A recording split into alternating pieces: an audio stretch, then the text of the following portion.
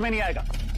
आप लोग अपनी अपनी समस्या एक एक करके बताइए। राजा द्रोणोदन, कोलियों के किसानों ने जगह जगह पर रोहिणी नदी का पानी अपने खेतों की ओर मोड़ दिया है। इससे हमारे किसानों को पानी नहीं मिल रहा है। उनके खेतों में खड़ी हुई फसल नष्ट होती जा रही है। अब यदि महाराज शुद्धोधन ने कोई ठोस निर्णय नहीं लिया तो कपिलवस्तु और कोलियों के बीच अवश्य युद्ध होगा।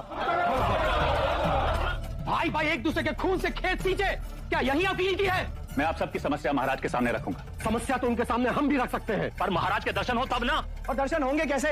महाराज को तो जैसे राज्य की सुधि नहीं है। सुधि नहीं है बिल्कुल भी। मेरा एक सुझाव है, यदि महाराज शुद्धोधन पुत्र वियोग के कारण राज्य पर ध्यान नहीं दे पा रहे हैं तो राज्य का कार्यभार किसी और को सौंप देना चाहिए। उचित है, यही उचित है। सभा का अध्यक्ष किसी और को नियुक्त किया जाए। हाँ राजा द्रोणादन, इस सभा का अध्यक्ष आप क्यों नहीं बन जाते?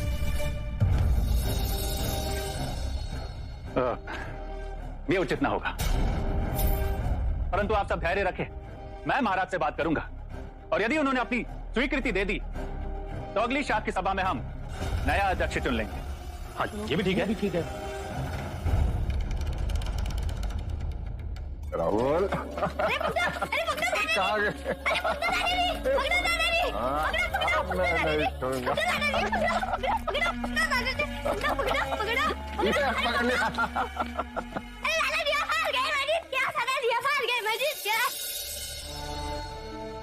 हाँ मैं हार गया,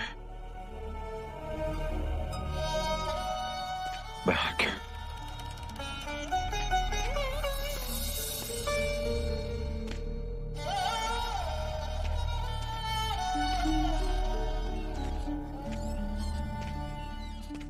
महाराज ऐसे कब तक चलेगा? आज सभा में रोहिणी नदी को लेकर बहुत बड़ा विवाद हुआ। कोलिया के किसानों ने पानी का भाव अपनी ओर मोड़ दिया। कहीं युद्ध छिड़ गया तो? नहीं, ऐसा कुछ नहीं होगा। परंतु महाराज शाक्य राजाओं को कौन समझाए?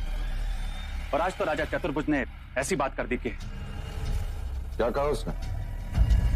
कह रहे हैं कि महाराज हमारी समस्याओं का समाधान नहीं कर पा रहे तो क्यों ना सभा का कार्यभार किसी और को सौंप दिया जाए। महाराज मुझे भय है कि कहीं ये राजा अपनी मनमानी न कर बैठे। उन्होंने मेरा नाम स्वयं सामने रख दिया, परंतु मैंने साफ मना कर दिया। कोई युवा ही शाक्य सभा का अधिपति बने तो, जैसे देवदत्त।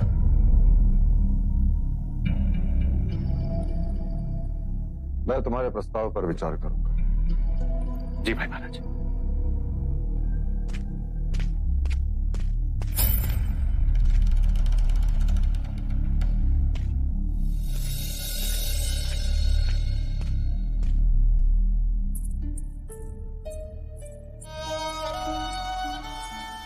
पिताजी, कपिलवस्तु का कार्यभार संभालने के लिए आपसे उत्तम कोई नहीं। मेरा मन उब गया है इस सबसे। अपनी पुत्री की एक विनती सुनेंगे? इन्हें याद कर निष्क्रिय होने से अच्छा है कि हम उन्हें सच्चे मन से याद कर उनके विचारों जैसा कार्य करें। पिताजी, राज्य कार्य को संभालने के लिए बहुत समझदारी, धीरज और विनम्रता की आवश्यकता है, जो मेरे सिद्धार्थ में थी। पर देवदत्त इनके विपरीत अधीर है, अहंकारी हैं।